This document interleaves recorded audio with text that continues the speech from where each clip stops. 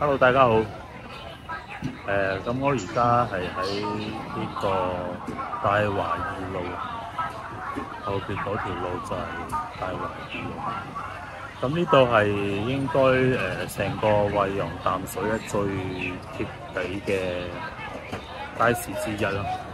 咁今日帶大家行下，睇下有啲乜嘢可以買到，同埋睇下啲物價究竟點樣。我哋而家出發 ，Let's go！ 一陣就由呢個街口開始行到街尾，全長都係300米左右啦。我哋而家去由頭行到尾。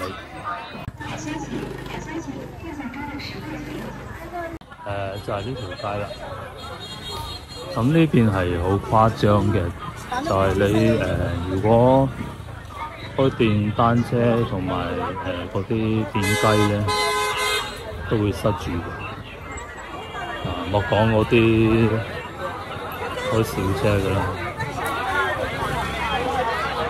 全部塞住晒嘅。睇下有啲咩賣啊？荔枝10蚊一斤啊，而家10蚊一斤，同埋啲李子啊，李子菠蘿5蚊一個，哇！好多好多，10蚊一斤荔枝，菠蘿都係6蚊一個，好多李子喺度。勁多啊！有好多豬啊，都10蚊幾斤啊，10蚊3斤。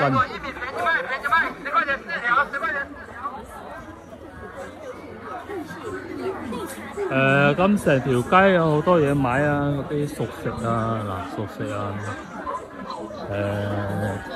生鮮啊，同埋而家就嚟到端午節啦，好多人喺度整粽嚟賣，同埋有賣菜嘅啦，牛肉啦，全部都係賣菜嗰啲啊，好多人啊，好誇張，我驚聽唔到，聽唔到把聲。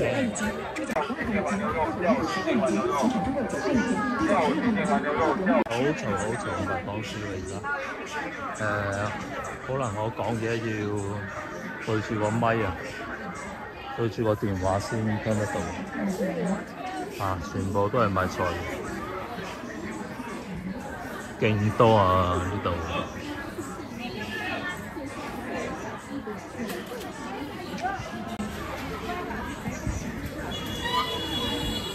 喺度生擒啊，生擒都有，全部好生猛啊嗰啲。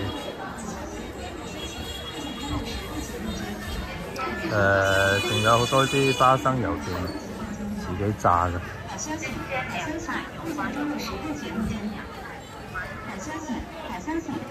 呢啲仲多到5蚊。5蚊半，一隻粽5蚊2蚊半，可能啲餡唔同啊。呢度仲多啊！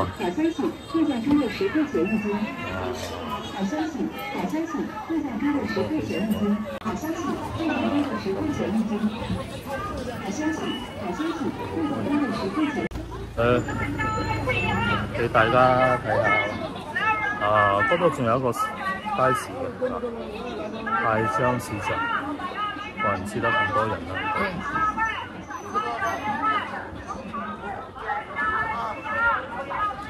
OK， 我由街頭行到街尾啊，俾大家睇下。就係落雨啊！而家啲人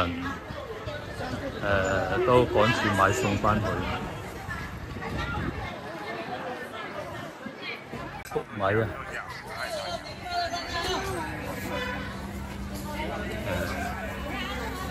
啲魚唔知幾錢。牛肉一般都係40-50蚊一斤啊！又一檔賣粽嘅，好多啊而家。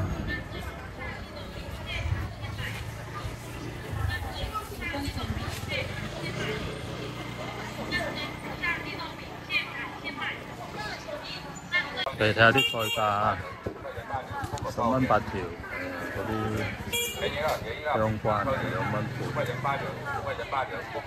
涼瓜2蚊，青瓜1蚊半，青菜都係2、3蚊啦，都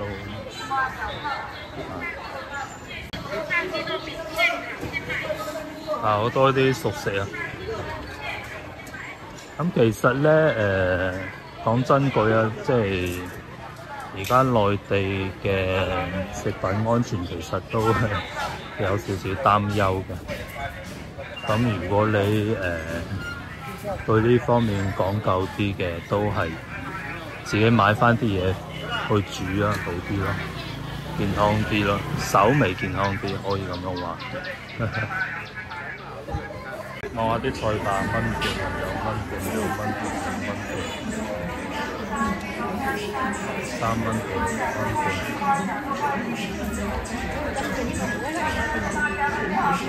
大家過一眼得㗎啦。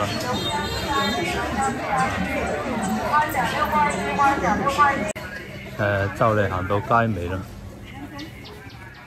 基本上可以見到就係咁樣啦。咁啲環境咧就唔係算幾好嘅，有少少亂咯，污糟即係見仁見智啦。有啲人就鍾意嚟到呢啲咁嘅地方買餸嘅，可能呢啲叫煙火氣啦，有啲人鍾意。而家我就行到街尾啦。成條街行晒，我係由後邊嗰度咁樣行上嚟。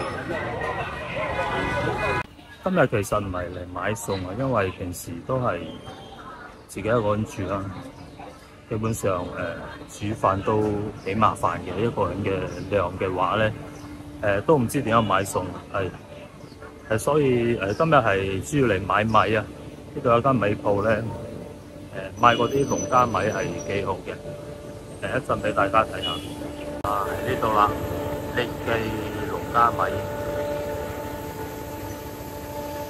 啲機器全部喺度喐緊啊！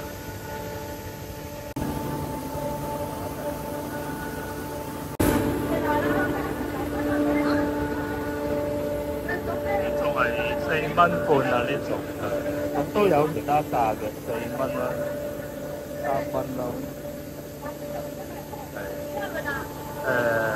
話條機器咧好響，好多米啊！嗰啲應該全部都係谷嚟嘅，要用機器喺度剝殼啦，應該都唔係幾清楚佢嘅工序咯。